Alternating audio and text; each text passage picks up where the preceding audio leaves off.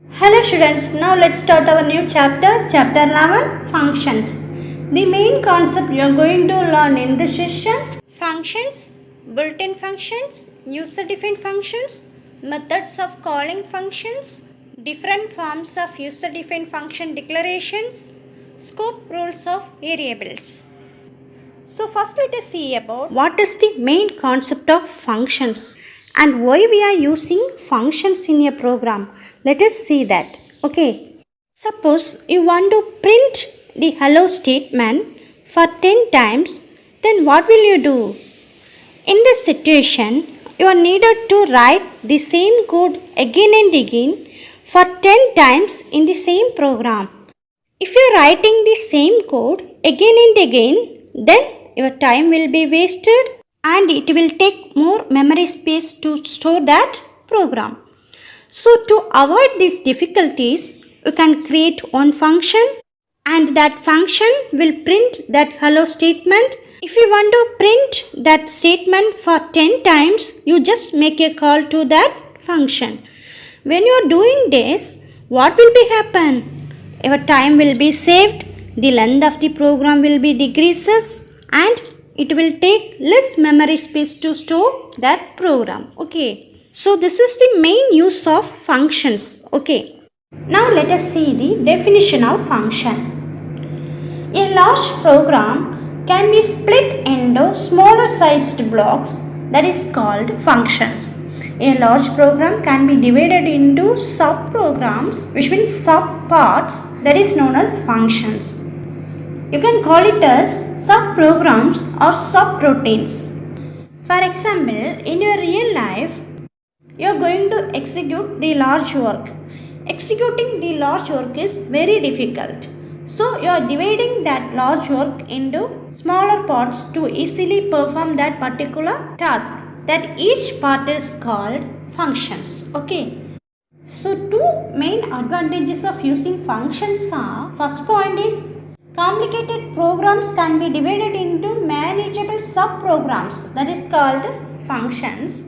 And second point is you don't need to write again and again the same code repeatedly, because if you want to perform the same set of statements again and again, you just make a call to that function. You don't need to write again and again that statements. Okay. So these are the advantages of functions. There are two types of functions: predefined functions and user-defined functions. Predefined functions is also known as built-in functions. Okay. This built-in functions always available in C++ language standard library, whereas user-defined functions will be created by the users. Okay. Who are the users? We are the users. Okay. We can create user-defined functions, but we cannot create built-in function because built-in functions always available in C++ language standard library. Okay. So now let us see about C++ header files and built-in functions. Okay. So first let us see about header files. What is header file? Header files provide function prototype and definition for library functions, and you can identify the header file by their file extension .h. Okay. What is the file extension of header file? .h. A single header file may contain multiple built-in functions. For example, stdio.h is a header file that contains predefined standard input-output functions. Okay. So, a single header file may contain multiple built-in functions within it. Okay.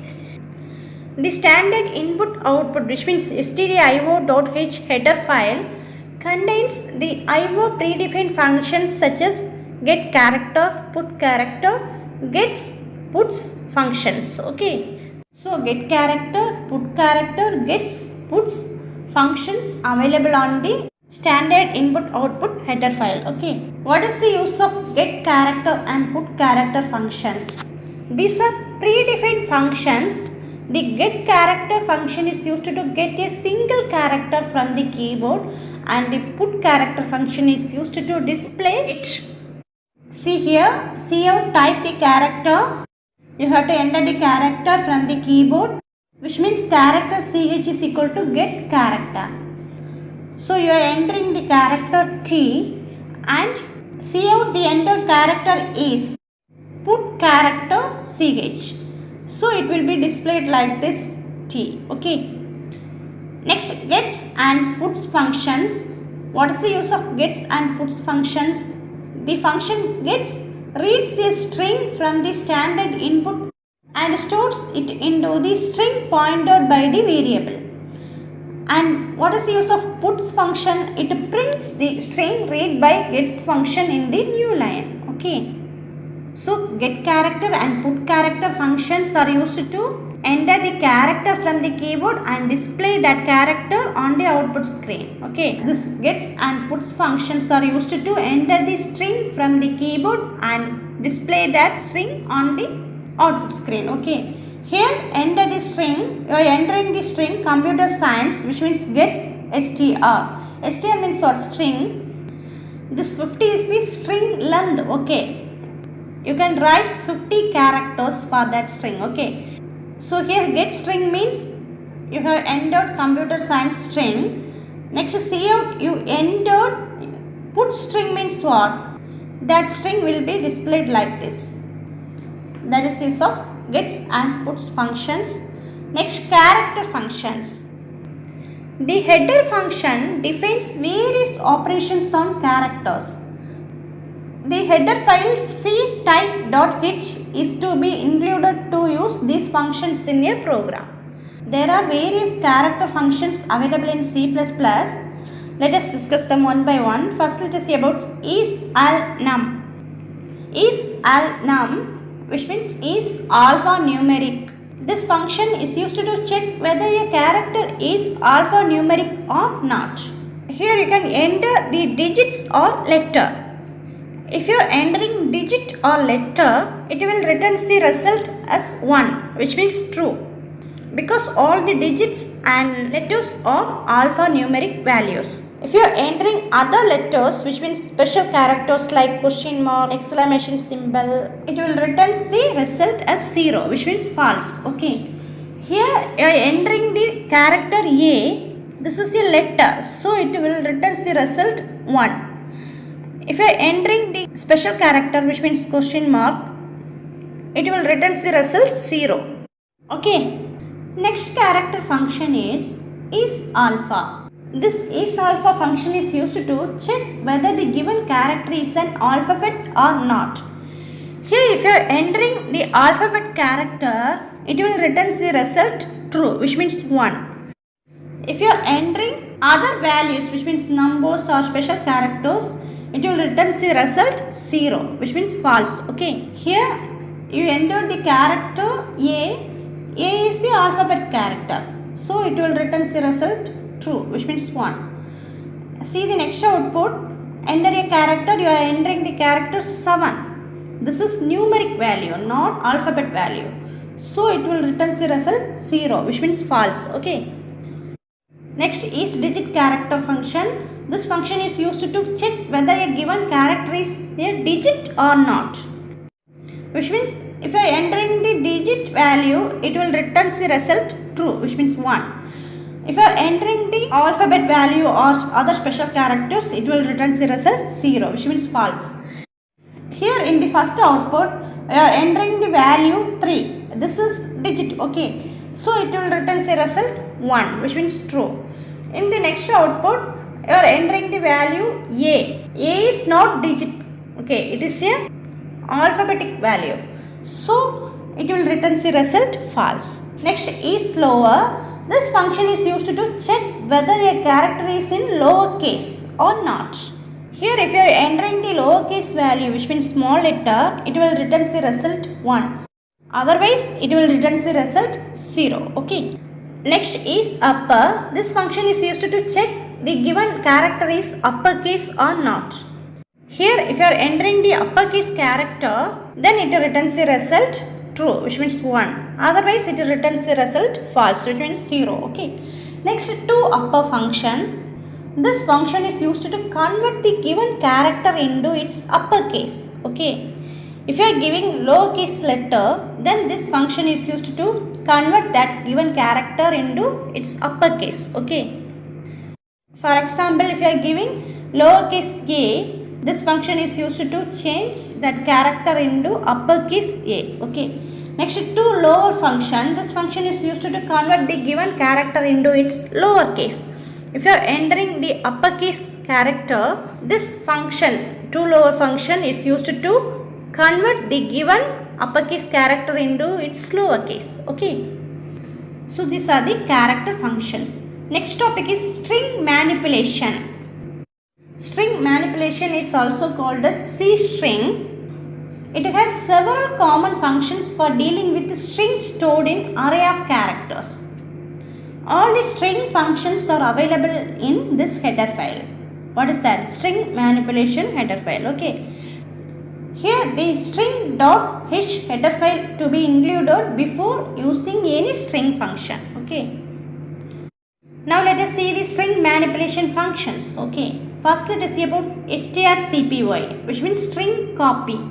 This string copy function takes two arguments, which means target and source. It takes two arguments. What are they? Target and source. This string copy function is used to copy the character from one location to another location, which means source location to target location. Okay. See this general syntax of this strcpy function. strcpy, target string, source string. It copies the character string from the source location to target location. Okay. Next, string length, strlen. The string length takes a null terminated string as its argument and returns its length. It is used to find out the length of the given string. Okay. To find out the length of the given string. The length does not include the null character. Okay. Length means what? Number of characters of that given string. Okay. That is the length. This is the syntax of the string length function. strlen, within the parenthesis write the string. Next, strcmb, which means string compare. The string compare function takes two arguments, string 1 and string 2. It compares the contents of string 1 and string 2 lexicographically. So, it is used to compare two string contents. Okay. See the syntax strcpy string 1, string 2. Next, string cat, which means string concatenate. This function takes two arguments, target and source. This function appends copy of the character string pointed by the source to the end of the string pointed by the target. So it is used to append the given character from the source location to target location. Okay. This is the syntax strcat target, source. Next, strupr, which means string upper. This function is used to convert the given string into uppercase letters. Okay. See the syntax strupper string. Here you have to enter the string. This strupper function is used to convert the given string into uppercase letters. Next, strlower, which means string lower function. This function is used to convert the given string into lowercase letters. This is the syntax strlower string. Okay. Next, let us see about mathematical functions, which means math.h header file. Most of the mathematical functions are defined in math.h header file, which includes basic mathematical functions. Most of the mathematical functions are cos function, square root function, sine function and power function. First, let us see about cos function. The cos function takes a single argument in radians. The cos function returns the value in the range of -1, 1. The written value is either in double, float or long double. Okay. Next, square root function. The square root function returns the square root of the given value. The square root function takes a single non-negative argument. If a negative value is passed as an argument to square root function, a domain error occurs. So you have to pass only non-negative arguments for square root function. Okay. Next, sine function. The sine function takes a single argument in radians. It returns the value in the range of -1, 1. The return value is either in double or float or long double. Next, power function. It returns the base raised to the power of an exponent. If any argument passed to power function is long double, then return type is promoted to long double. If not, the return type is double. The power function takes two arguments, which means base and exponent. Okay, it contains two values. What are the base and exponent? Next, let us see about user-defined function. What is user-defined function? We can define new function to perform a specific task. These are called user-defined functions. User-defined functions are created by the user, which means we are the users. We can create new functions to perform a specific task. That is user-defined function. A function can optionally define input parameters that enable callers to pass argument into the function, which means a function contains parameters and arguments. Okay, parameters are nothing but variables, arguments are nothing but values. The values are stored in the variable. Similarly, the arguments are passed to the parameters. Okay. For example, A, B are the parameters and 5, 10 are the values, which means arguments. Okay. Next topic is function definition. How to define a function? Let us see that. Okay. In C++, a function must be defined before it is used anywhere in the program. If you want to use function anywhere in the program, before that it must be defined. Okay. So how will you define the function? See, this is a syntax. Return data type. That is a data type. Okay. Next, function name. Here you have to write the function name. And next, within the parenthesis, write the parameter list. Okay, parameters. And next, within the curly braces, write the body of the function, which means statements. Okay. So this is the syntax of function definition. This is the way of defining function. Okay. Next topic is function prototype.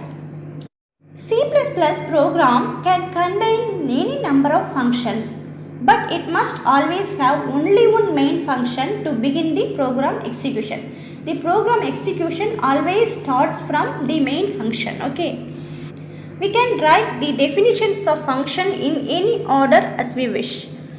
We can define the main function first and all other functions after that. We can define all the needed functions prior to main function. Okay. Like variable declaration, a function must be declared before it is used in the program. So if you want to execute set of statements repeatedly, then you can use functions in that program. If you want to use functions in the program, first you have to declare that function. Okay. Next, let us see about use of void command. What is the use of void command? The void command is used for two purposes. What are they? To indicate the function does not return a value, to declare a generic pointer. So, void data type indicates the compiler that the function does not return a value, or in large context, void indicates that holds nothing. Okay. Its syntax is void function void. Void is the data type. Next, function is the function name. This prototype tells the compiler that the function neither receives the values from the calling program nor return a value to the calling program. It will not receive values from the calling program and it will not return value to the calling program. Okay. Next, let us see about formal parameters and actual parameters or arguments. Parameters or arguments are used to pass values from the calling function to the called function. Parameters are nothing but variables. It is used to store the values. Okay. Values means what? Arguments. Arguments are nothing but values, and that values are passed to the parameters. Okay. The variables used in the function definition as parameters are known as formal parameters. See here, this x and y are the formal parameters. Here sum is the function. Int is the return data type. Return data type, sum, that is function. Next parameters are given. x, y. The parameters that are used in function definition are called as formal parameters. Okay. The constants, variables or expressions used in the function call are known as actual parameters. See here, this is the function definition part. Here you have to use the formal parameters. This is the function call part, which means sum of a comma b. This is the calling function of sum. Okay. Here you have to use the actual parameters. This a and b are the actual parameters. Okay. Next topic is arguments, default arguments. Default arguments allows to omit some arguments when calling the function. The default value is given in the form of variable initialization. Default arguments are nothing but default values that is already initialized when we defining function. Okay. See here, this void is the return data type. Default value is the function. Within this function, default values are given, which means n1 is equal to 10, n2 is equal to 100. Here n1, n2 are the parameters and 10, 100 are the arguments. Okay. These arguments are assigned to the parameters n1 and n2 in the form of variable initialization. So these arguments are called default arguments. Next, constant arguments. The constant variables can be declared using const keyword. Okay. The const keyword makes a variable value stable. The constant variable should be initialized while declaring. The constant modifier enables to assign an initial value to a variable that cannot be changed later inside the body of the function. See here, int minimum. Int is the return data type. Minimum is the function name. See here, int a is equal to 10 is given. So a value is what? 10. A is the parameter and 10 is the argument, which means value. This is the constant value because here constant keyword is given. CONST. This is the constant keyword. So this a is equal to 10 is the constant value. You cannot change this value during the execution of the program. Okay. So next topic is methods of calling functions. In C++, the arguments can be passed to a function in two ways. What are they? Call by value method and call by reference or address method. So there are two methods of calling functions. What are they? Call by value method and call by reference or address method. Let us discuss them one by one. First let us see about call by value method. This method copies the values of an actual parameter into formal parameter of the function. In this case, changes made to formal parameter within the function will have no effect on the actual parameter. See this program. Here this x is the formal parameter because this x is declared with the function definition. Okay, this is the function definition part. This is the calling part. Okay. So this x is declared with the function definition. This x is called formal parameter. Here this a is called actual parameter. Okay. So this method copies the value of an actual parameter into formal parameter of the function. Okay. It copies the values of a into the formal parameter x. Okay. So this call by value method copies the values of a to x. Okay. Here you are copying the value only, not the location, not the address. Okay. So its value only copied to formal parameter x. So changes made to formal parameter x will not affect the formal parameter. Okay. See here, this is the program. See this output. Cout example function call value and cout enter the value for a. So you are entering the value for a, that is 5. So the actual parameter a value is what? 5. So it copies the value of actual parameter 5 into the formal parameter x. Okay. So now a value is 5, x value is also 5. Okay, because it copies the values of actual parameter a into the formal parameter x. So x and a values are same. The changes made to formal parameter x within the function will have no effect on the actual parameter. Which means if you make changes in formal parameter x will not affect the value of actual parameter. Okay. If you are making changes in formal parameter, that value only will be changed, but the actual parameter value will not change. Okay. See here, the value inside display function what? A into a. A value is what? 5. 5 into 5 means 25. The value inside main function, what is the value of a? 5. So in the function definition part, the value of a is changed, that is 25. But in function call part, the value of a is not changed. What is the value of a? 5. So changes made to formal parameter within the function definition part will not affect the actual parameter in the function call part. Okay. This is call by value method. Next, call by reference method or call by address method. This method copies the address of the actual parameter into formal parameter. Okay. It copies the address of actual argument and send it to the formal parameter. Okay. See here, x is the formal parameter and n1 is the actual parameter.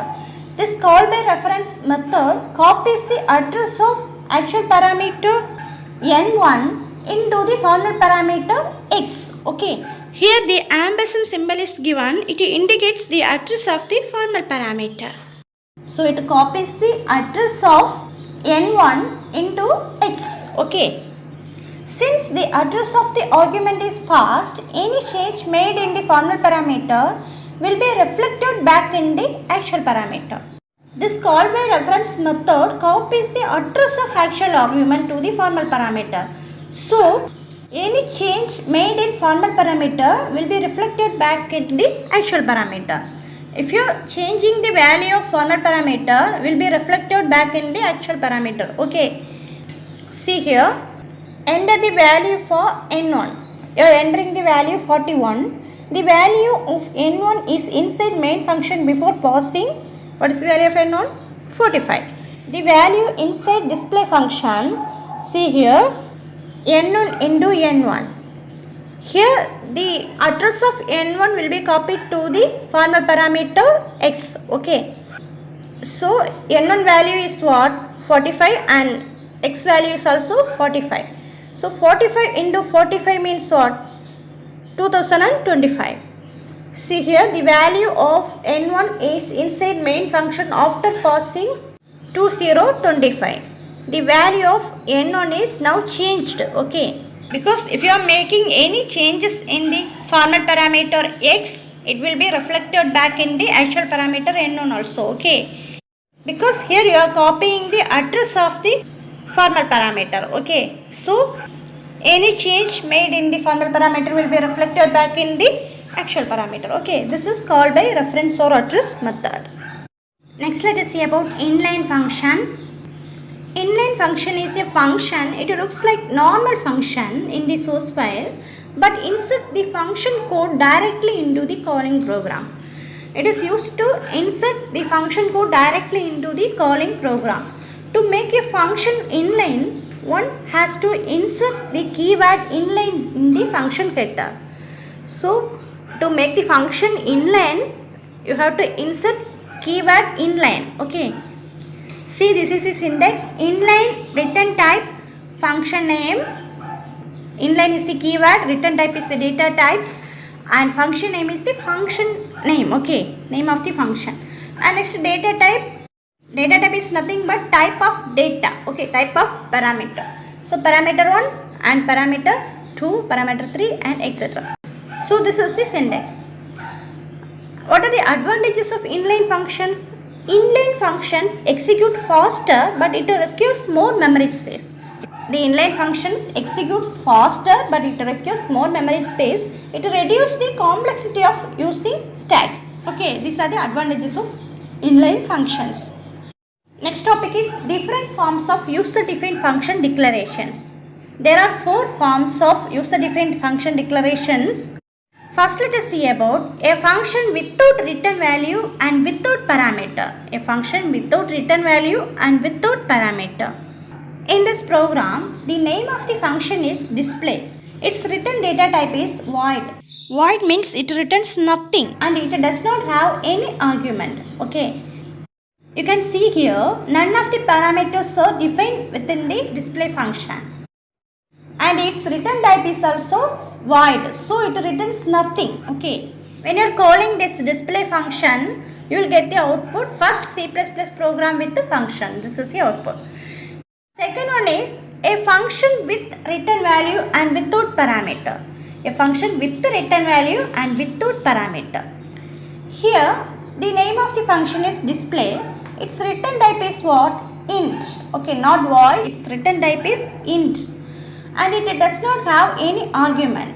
Argument means it does not have any parameters. Okay. So here data type is given, that is int. So it having return value but it does not having parameter, which means this display function does not having any arguments. In this program, int a is equal to 10, b is equal to 5 is given, s is also given. Here a, b, s are the variables. So you have to store the value of a and b in the s variable, which means s equal to a plus b. A value is what? 10, b value is 5. In the calling function, display the result of s. Okay, so the sum is 15. Okay, here the actual parameter is m and formal parameter is a, b, s. Okay. Next one is a function without return value and with the parameter. Okay. Here the name of the function is display. Its return type is void. Void means what? It does not return any value. So void means what? Nothing. Okay. So it does not having a return value and it has two parameters. See here x, y. It having two parameters. What are they? X and y. Okay. It receives two values. See here a is equal to 5, b is equal to 45. This a, b are the actual parameters. This x, y are the formal parameters. Okay. It copies the values of actual parameter a and b into the formal parameters x and y. So the values of a and b are what? 50, 45. These values will be copied to the formal parameters x and y. So x, y values are what? Same, 50 and 45. So the sum of past values are s. S is equal to what? X plus y. X, y values are what? 50, 45. So 50 plus 45, 95. This is the output. Next one is a function with return value and with parameter. Here the name of the function is display. Its return type is int. Okay, not void. Its return type is what? Int. So it having return value, that is int. And next it have two parameters x and y. The return statement returns the control back to the calling statement. Here x, y are the formal parameters and a, b are the actual parameters. A, b values are what? 45, 20. It copies the values of actual parameter into the formal parameter x, y. So the x, y values are what? 45, 20. So x is equal to x plus y means 65. Okay. Example function with the return value with the arguments. The sum of past values s means what? 65. This is the output. So these are the different forms of user-defined function declarations. Next topic is return statement. The return statement is used to return from a function. It stops the execution and returns to the calling function. Okay. When a return statement is executed, the function is terminated immediately at that point. A return may or may not have a value associated with it. Okay. See this index. Return expression. You can write here expression or variable name. Okay. See this example, return a plus b, which means a plus b means what? Expression. And see return a. This is the variable. Okay, a is the variable. And return, nothing is given next. Okay. So a return may or may not have a value associated with it. Okay. To terminate the function, this return statement is used. Next function is recursive function. What is recursive function? A function that calls itself is known as recursive function. A function that calls itself is known as recursive function. And this technique is known as recursion. Next topic is what is scope? Scope refers to the accessibility of variable, or you can call it as visibility of variable, which means where you can see or access that variable, that is called scope. Okay, there are 4 types of scopes in C++. They are local scope, function scope, file scope and class scope. There are 4 types of scopes in C++. What are they?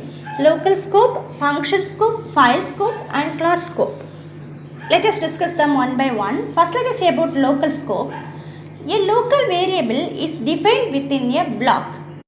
A block of code begins and ends with the curly braces. Okay.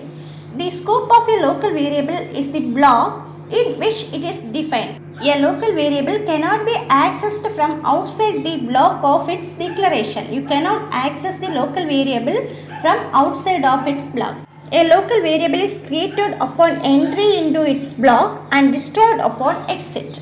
So this is about local scope. Next, let us see about function scope. The scope of variables declared within the function is extended to a function block and all subblocks therein.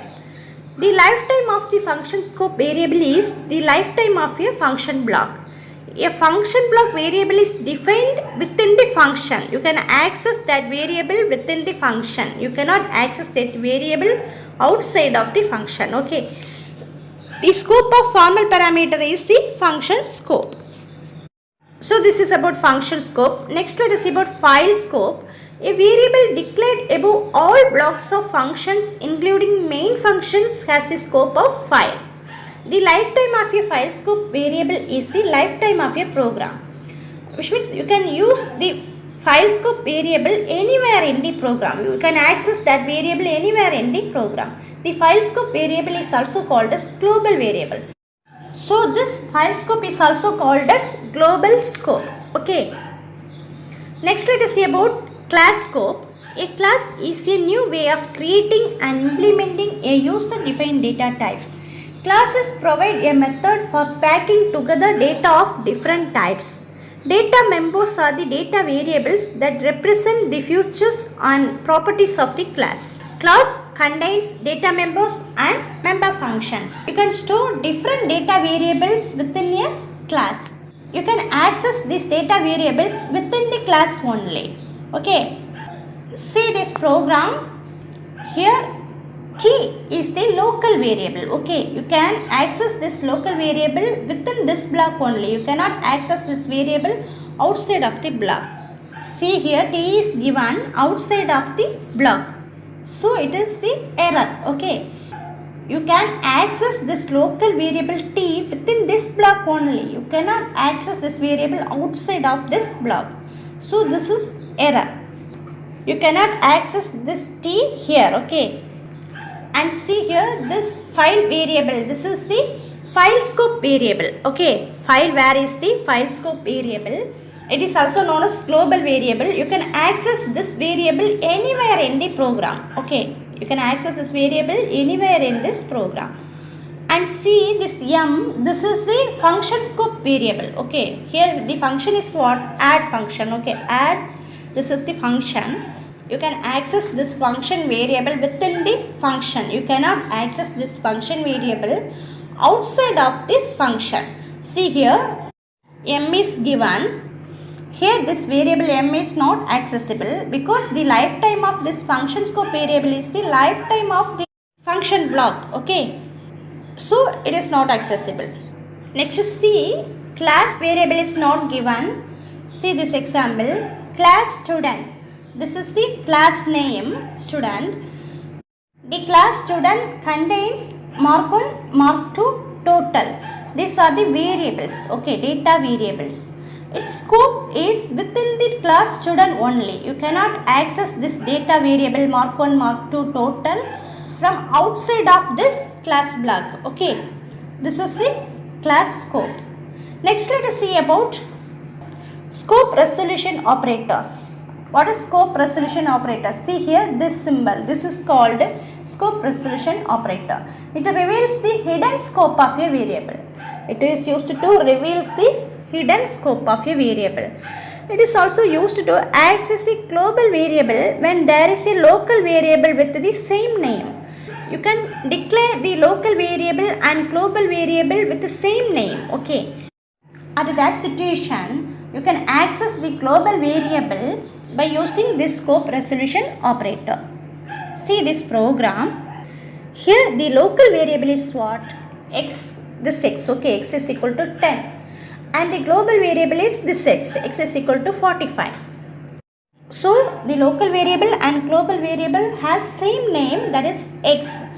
If you want to access the global variable, you can use this scope resolution operator. See here, if you want to access this global variable, you have to write like this, scope resolution operator. Next write the x. Okay, that is the value of global x is 45.